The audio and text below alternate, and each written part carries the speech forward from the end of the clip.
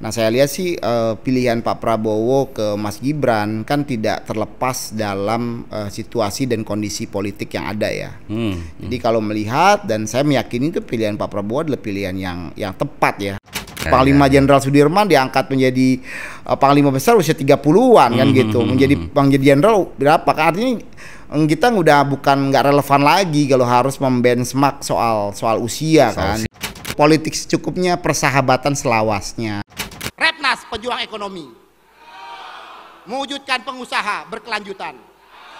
Prabowo Gibran pemimpin serasi. Saatnya anak muda memberi kejutan. Menang, menang, menang.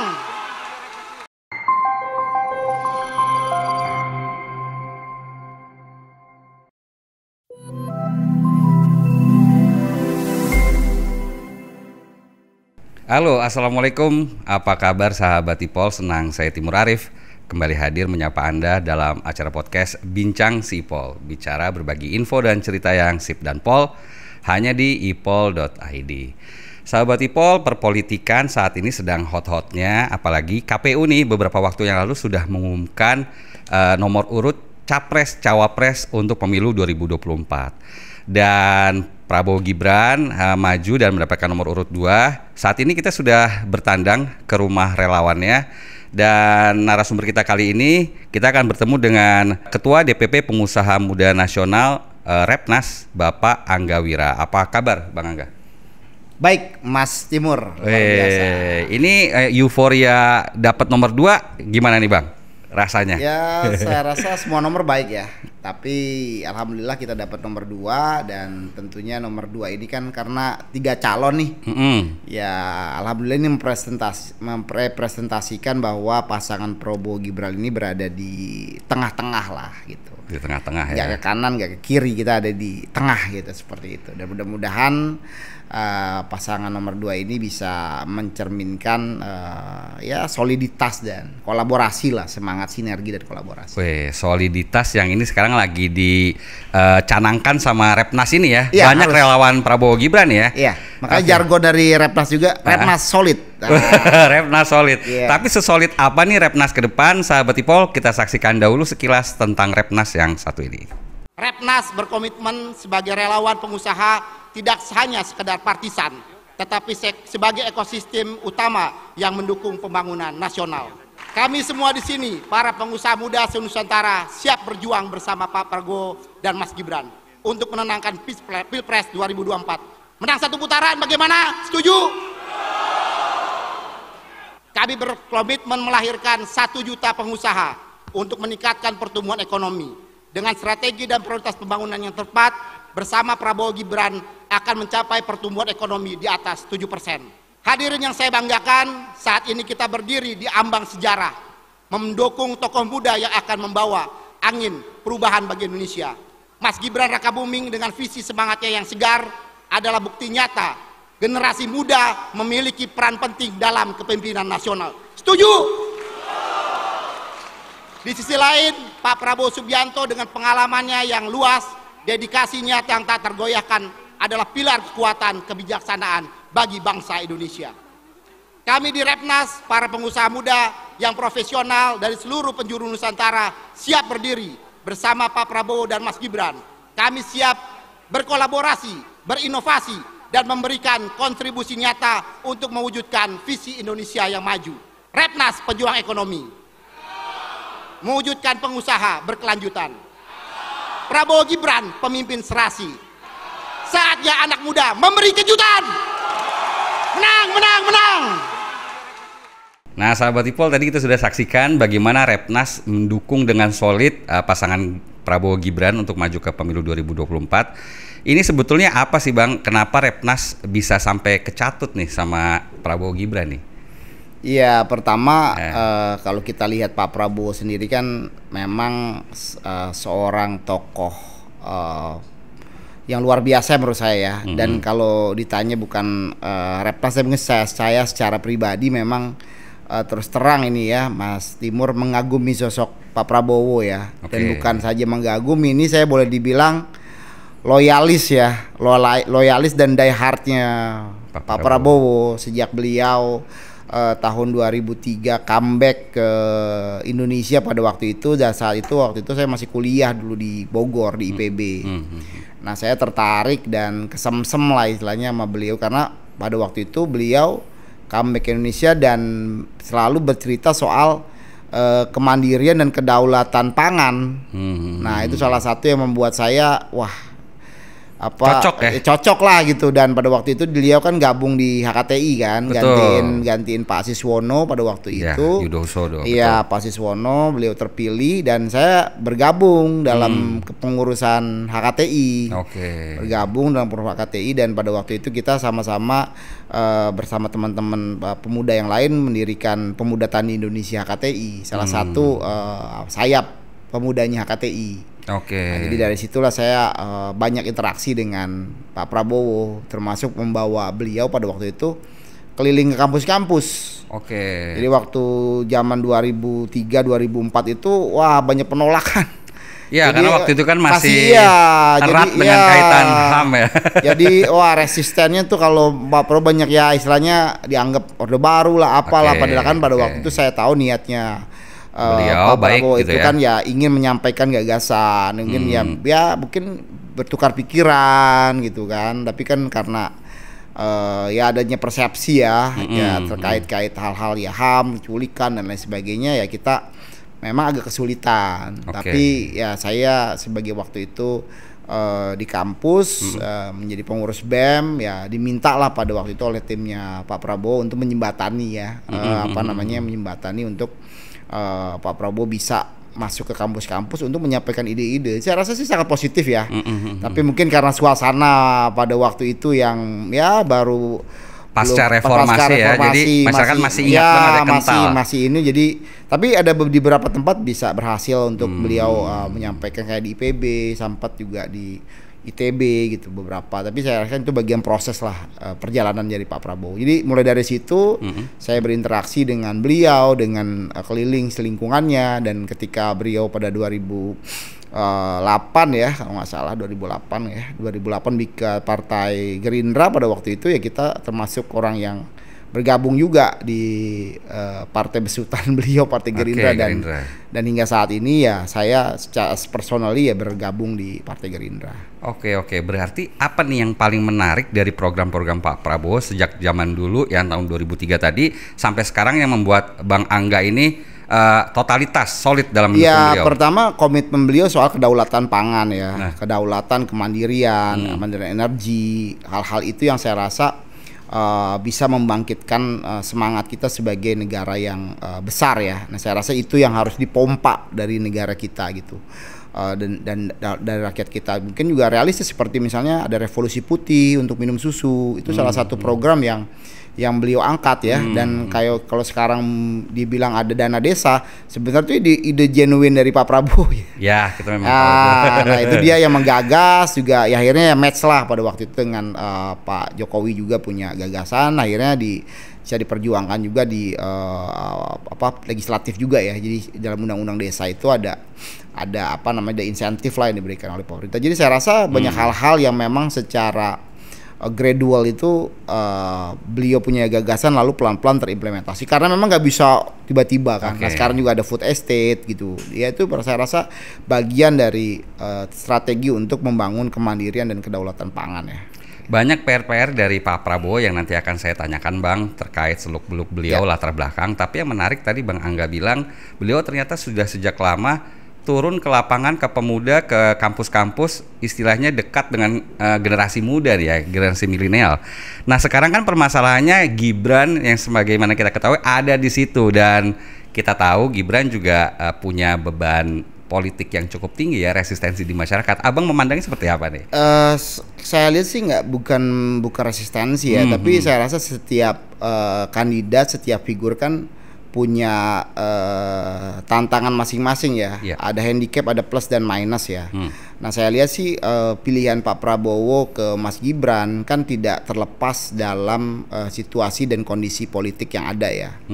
Jadi kalau melihat, dan saya meyakini itu pilihan Pak Prabowo adalah pilihan yang tepat ya. Karena memang kenapa? Pertama, kalau kita lihat dari demografi, 53% pemilih ini adalah milenial dan Gen Z, ya, betul. Milenial dan Gen Z yang under 40. Jadi menurut saya ya ini strategi yang cukup apik ya, bahwa Pak Prabowo dengan usianya yang apa namanya, yang senior gitu kan, dibanding mungkin presiden capres yang lain, beliau ini paling senior. Nah, beliau menjaga gap itu dengan mengambil dari perwakilan generasi muda gitu loh, yang under 40 ya, under 40 gitu. Jadi saya rasa ini strategi yang tepat, dan saya yakin juga Mas Gibran bukan juga tanpa pengalaman kan, artinya Mas Gibran sendiri sebagai seorang entrepreneur gitu kan, dan kalau bilang usia sih sebenarnya nggak muda-muda juga gitu kan, karena kalau kita berkaca ke belakang founding father kita diriin negara ini usia masih 20-an kan gitu. Panglima Jenderal Sudirman diangkat menjadi Panglima Besar usia 30-an kan gitu, menjadi jenderal berapa kan, artinya kita bukan nggak relevan lagi kalau harus membenchmark soal usia kan. Jadi menurut saya ya selama dikasih kesempatan, selama dikasih jalan, saya yakin selama orang itu mau belajar, mau konsisten, saya rasa juga itu menjadi salah satu hal yang penting juga. Karena menurut saya kedewasaan, ukuran-ukuran sudah tidak relevan lagi di era sekarang ya, era teknologi informasi nggak relevan lagi. Jadi artinya alih-alih itu kelemahan, justru mungkin dengan menggait Mas Gibran di posisi cawapresnya Pak Prabowo justru malah menguntungkan gitu ya? Ya menurut saya suatu keadaan itu kan pasti ada tantangan, ada opportunity ya. Kalau saya ini sebagai, dengan latar belakang saya sebagai dunia usaha ya, seorang entrepreneur ya harus dilihatnya sebagai sebuah peluang ya gitu. Jadi apalagi ya tadi demografi site kita. Dan kalau kita lihat ya Mas ya, jadi kadang-kadang kita terlalu sama orang tuh kan, kita nggak boleh terlalu underestimate ya. Mungkin kalau Mas Timur ingat Pak Jokowi dulu jadi presiden banyak juga underestimate kan. Iya. Banyak sekali yang underestimate gitu. Wah, dianggap tidak mampu, dianggap tidak bisa bahasa Inggris, lain-lain lah, dan isu-isu negatif campaign yang beredar ya. Gitu. Tapi setelah beliau sekarang 9 tahun memimpin gitu ya, bukan hanya bangsa Indonesia, bukan hanya di Asia, bahkan di dunia mengakui strategi kepemimpinan Pak Jokowi itu maknyos gitu loh.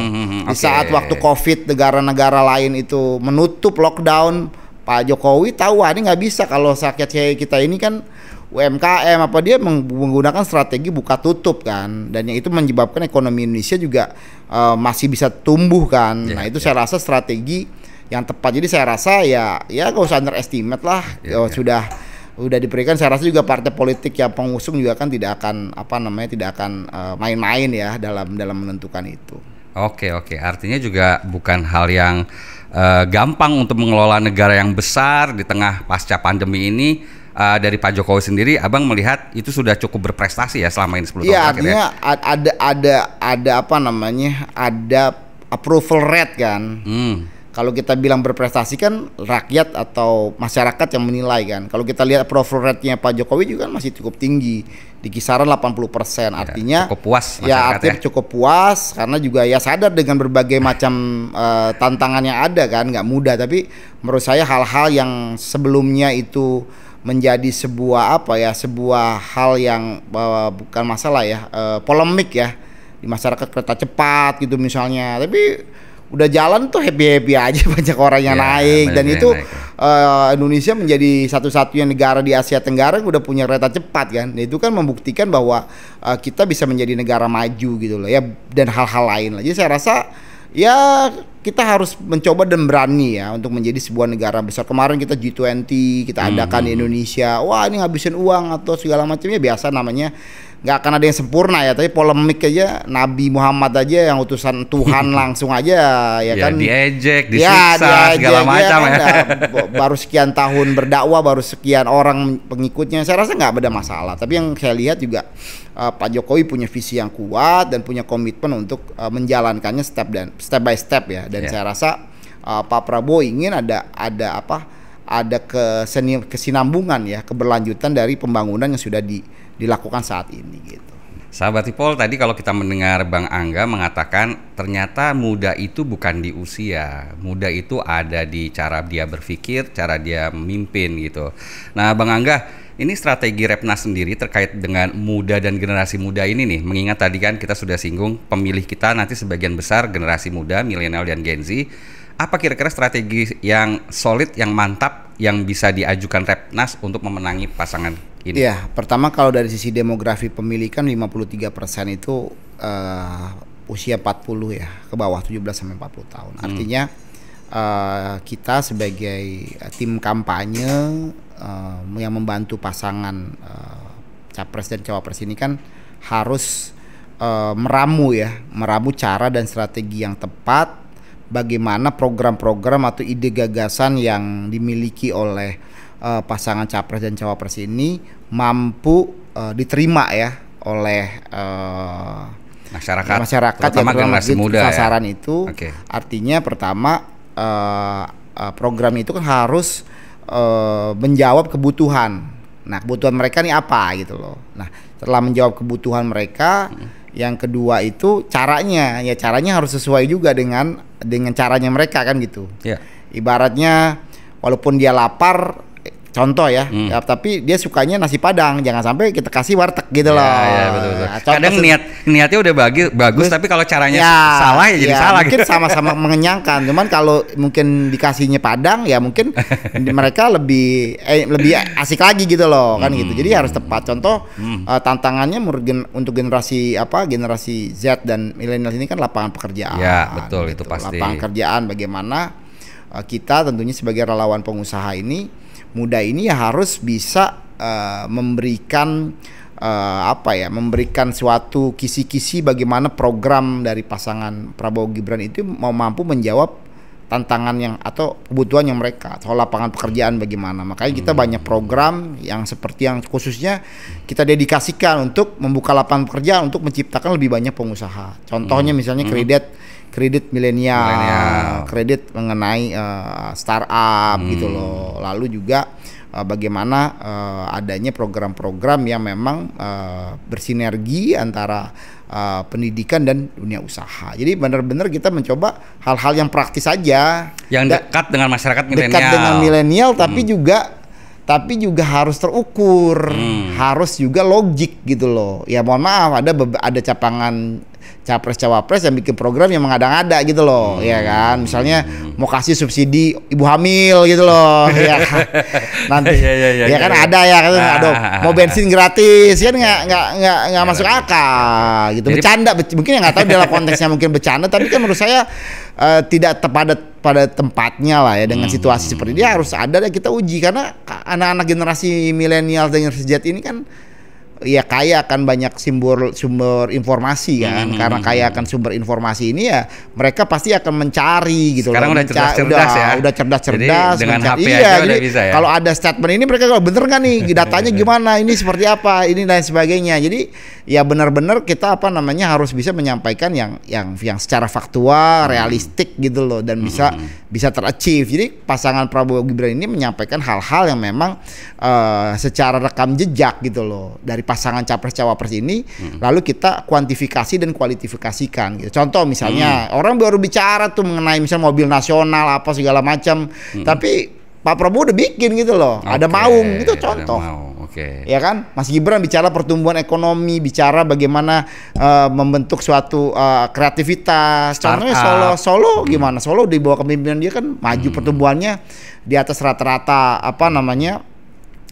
kota-kota di misalnya di Jawa Tengah gitu kan. Jadi ada Solo Teknopark. Jadi ada hal-hal yang sudah konkret itu bisa dijadikan contoh lah untuk referensi ke depan. Jadi saya rasa paduan antara sosok Prabowo Gibran ini menjadi suatu kekuatan yang sangat-sangat saling melengkapi lah ya satu sama lain. Oke. Yang paling dijual dari Prabowo Gibran sendiri selain tadi masalah ekonomi, kemudian lapangan pekerja, ada hal-hal lain nggak program yang mungkin Bang Angga bisa kasih ke sahabat IPOL agar masyarakat bisa ngeh nih, ternyata program-program Prabowo tuh bagus-bagus loh gitu. Selain tadi lapangan pekerjaan. Pertama tadi kita kan juga sangat concern bagaimana agar anak-anak, ibu hamil gitu kan bisa mendapatkan kualitas gizi yang kita ingin kemiskinan kita bisa turun dengan drastis. Makanya kita punya program makan siang gratis. Jadi hal-hal yang yang simpel, dan ketika dikuantifikasikan itu dari anggarannya dari mana, dananya dari mana, itu bisa ketemu gitu loh formulasinya gitu loh ya kan, seperti misalnya minum susu stunting itu kan, tadi ya anak-anak ya. Jadi dari hulu ke hilirnya bisa kita temukan gitu. Jadi ada yang sifatnya preventif, ada yang sifatnya kuratif juga. Jadi itu yang ingin kita kombinasikan, sebelum lagi di hal-hal yang misalnya seperti bagaimana kita berbicara mengenai transisi energi, mengoptimalisasikan bagaimana potensi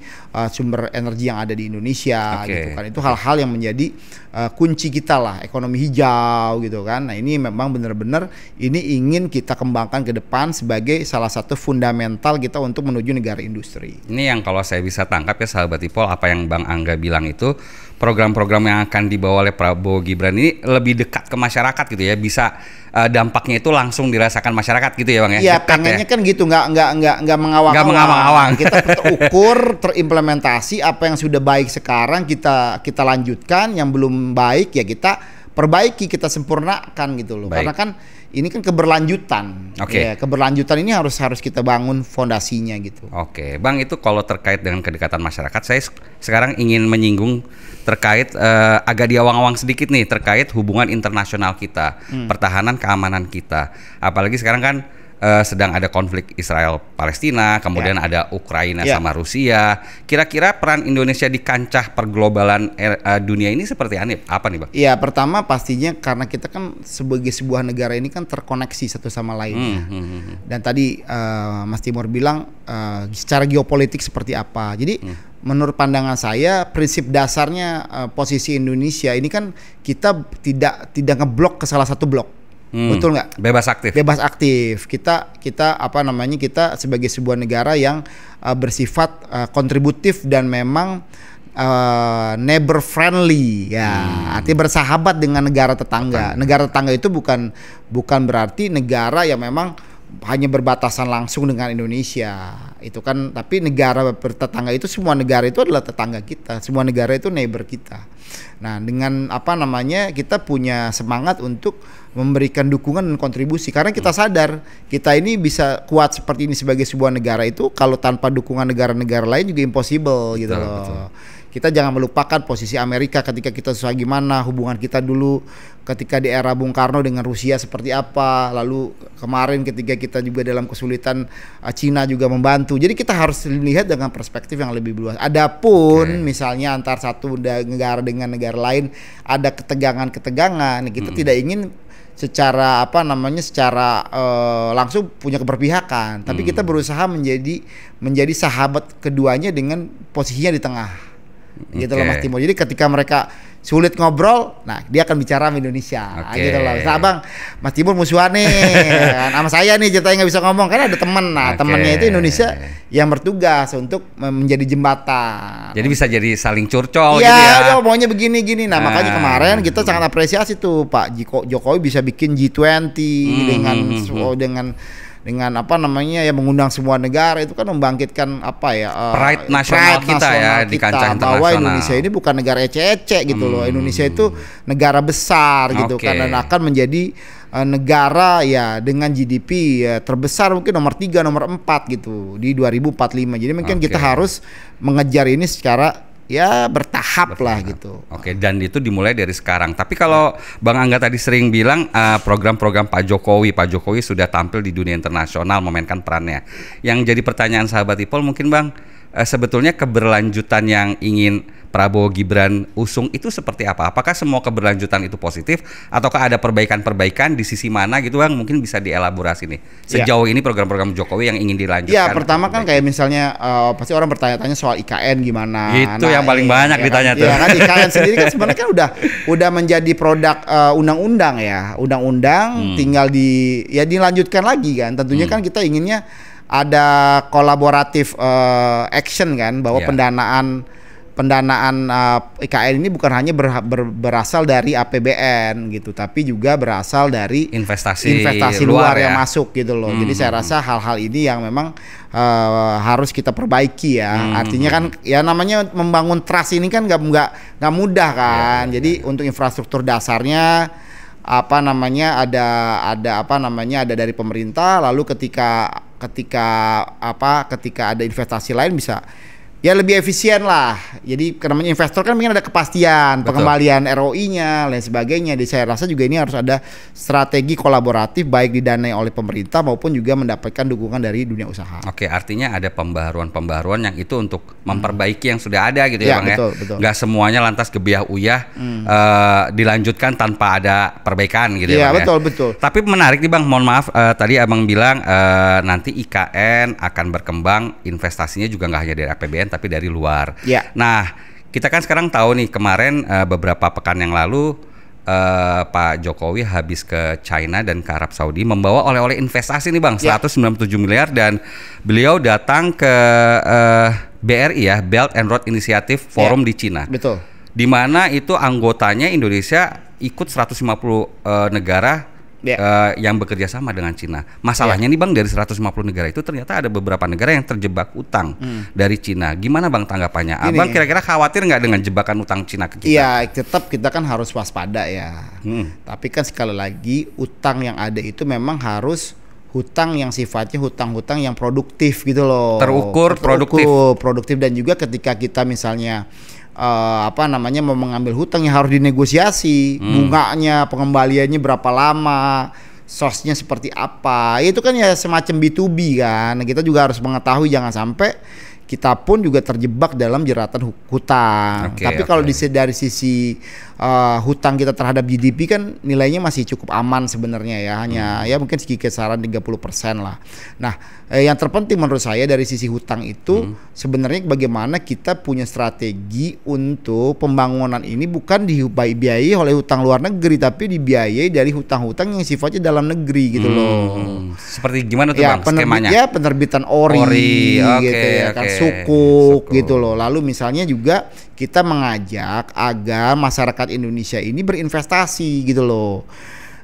Melek investasi nih masyarakat kita. Nah, artinya kan kalau zaman saya kecil itu kan pemerintah sudah berhasil tuh menabung, gerakan menabung ya kan. Nah, sekarang kita geser dari yang menabung itu dia arahkan ke berinvestasi agar apa? Agar roda perputaran percepatan pembangunan ini bisa berjalan gitu. Mungkin kita punya uang nganggur di bank banyak, tapi kan kalau nggak ada yang berinvestasi uang itu tidur, sleeping kan nggak jadi apa-apa. Tapi kalau itu diinvestasikan, growth lebih ini biaya konsumsi lebih tinggi, kan pertumbuhan ekonomi kita akan lebih paten gitu loh ya kan. Government expenditure kita jalan, lalu spending konsumsi rumah tangga jalan, investasi juga jalan. Jadi kan itu kan 3 variabel yang memang menjadi fundamental untuk pertumbuhan ekonomi. Oke. Dan yang menarik juga mungkin, Bang, selain dari investasi dalam negeri diambil dari masyarakat, tentunya juga mengoptimalkan pendapatan negara ini dari sektor pertambangan, pajak, dan lain sebagainya. Makanya salah satu hal yang ingin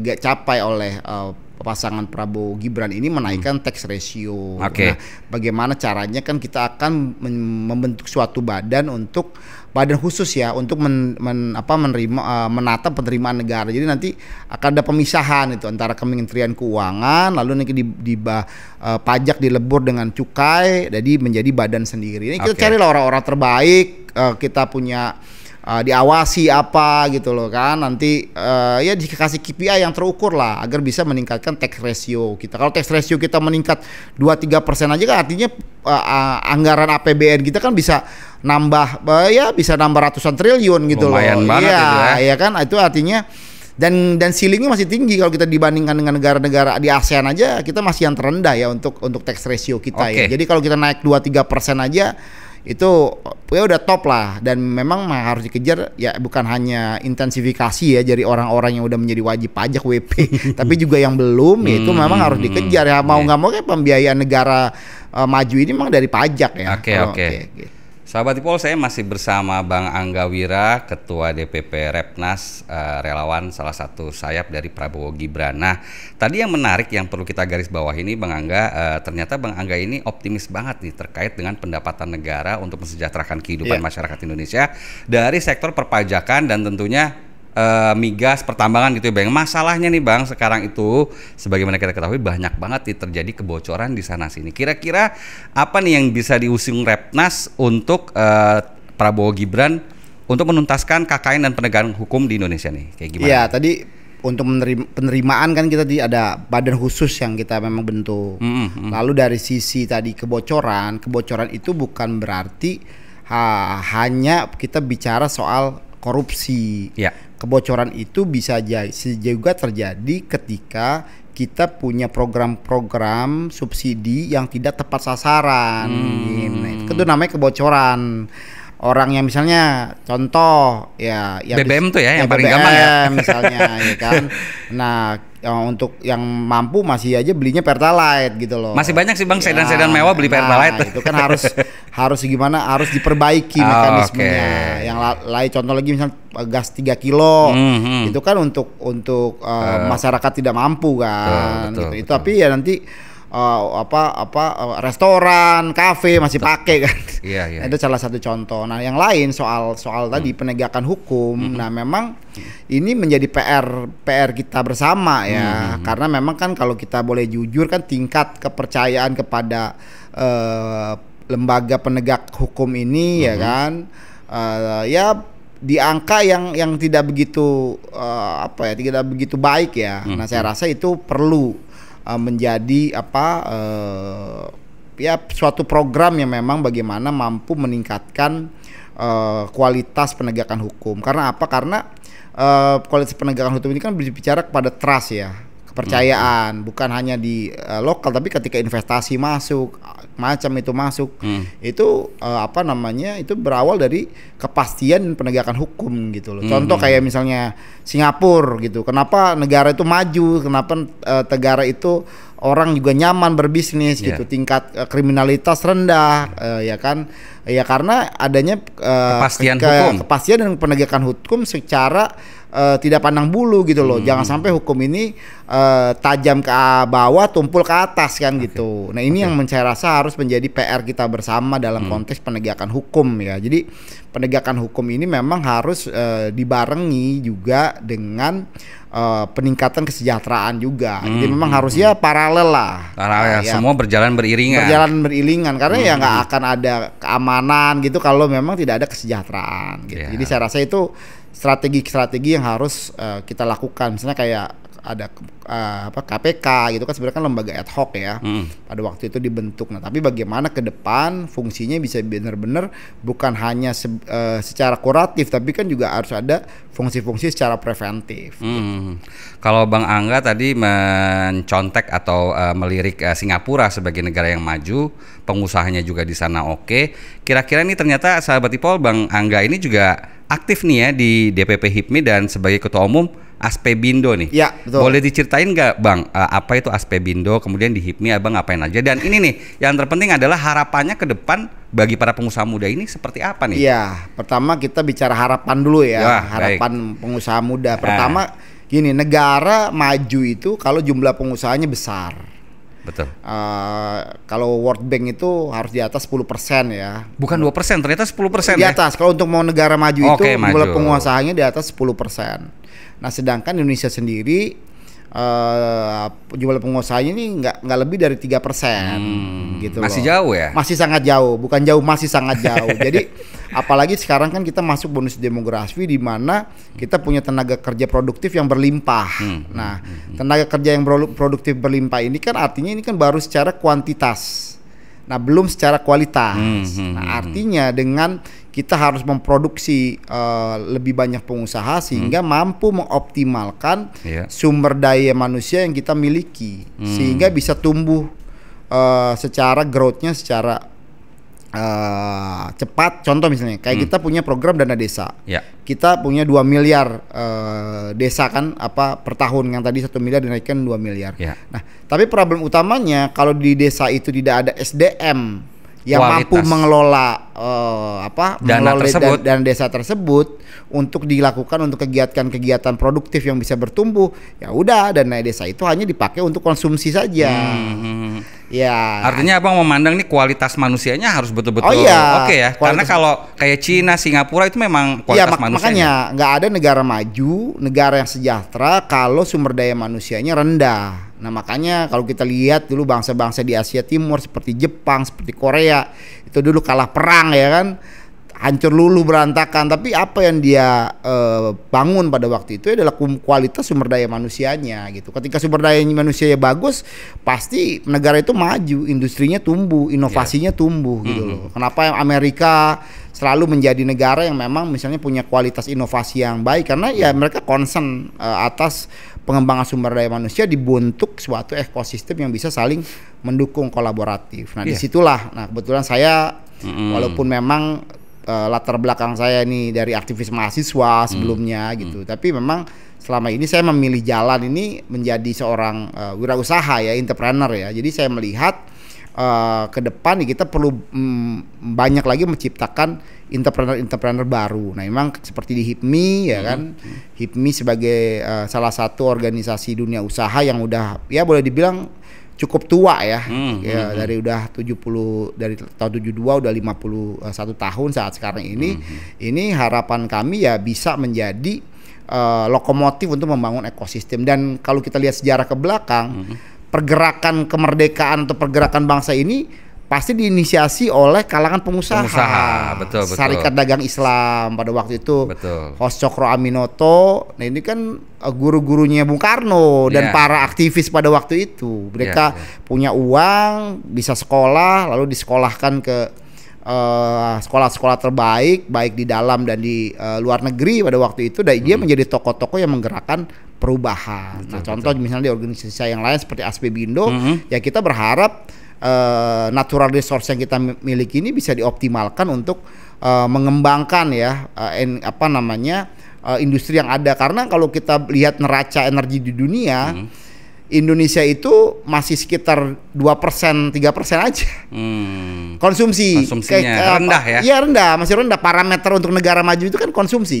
energinya gitu loh. Jadi kalau kita bandingkan kita dengan Cina, jauh. Cina itu hampir 30%-an. Amerika mungkin little bit hampir dengan Cina. Artinya kita masih kecil dalam konsumsi energinya. Jadi berarti kan itu mencerminkan industri Indonesia ini masih jauh tertinggal. Masih tidur ya. Nah, itu kan indikator utamanya. Artinya kan kalau pabrik-pabrik berjalan gitu kan, smelter berjalan, pasti kan konsumsi energinya kan tinggi. Nah, ini parameter bagaimana kita bisa memanfaatkan, dan kita nih kaya akan sumber daya energi yang ada kan. Kita punya biomass, kita punya natural gas, kita punya panas bumi, itu sangat variatif. Jadi ketika nanti kita bisa menyediakan energi murah yang berkelanjutan, energi murah yang green tadi, akan berdoyong-doyong tuh relokasi industri ke Indonesia, gitu kan? Iya, karena kan ada carbon trade dan lain sebagainya. Jadi benar-benar kita ingin energi di Indonesia itu, industri Indonesia ini bisa industri yang ramah lingkungan, untuk mendorong transisi energi.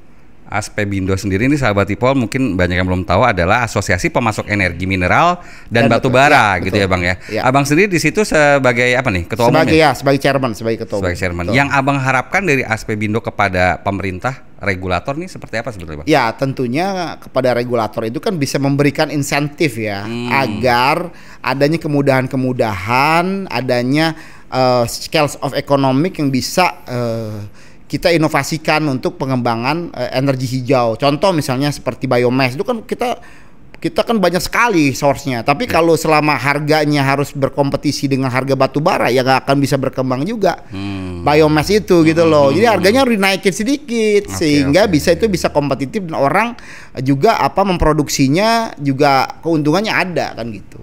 Itu sih salah satu cara. Banyak lah, nanti kita mungkin bisa harus sesi khusus nih kalau mau bicara ini bakalan panjang ya. Saya sendiri nih bicara soal transisi energi ini udah sangat deep ya. Jadi supaya orang juga bisa punya knowledge yang komprehensif juga ya gitu. Kita siap di podcast Bang Ipol akan sesi selanjutnya kita akan bahas. Memang ini betul nih masalah waktu, kita sudah di penghujung acara nih Bang Angga.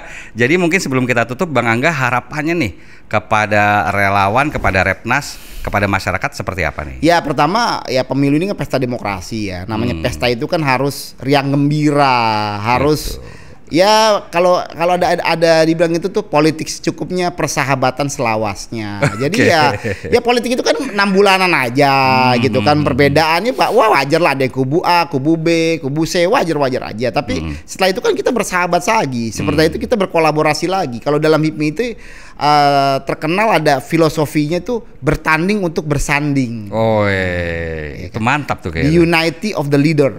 Jadi nggak akan negara itu bisa maju kalau pemimpinnya tuh nggak bersatu. Ya ada kompetisi namanya kita itu kan makhluk yang memang kompetitif ya. Ada kompetisi. Tapi kompetisi itu sekaligus sebagai sarana untuk berkolaborasi gitu loh.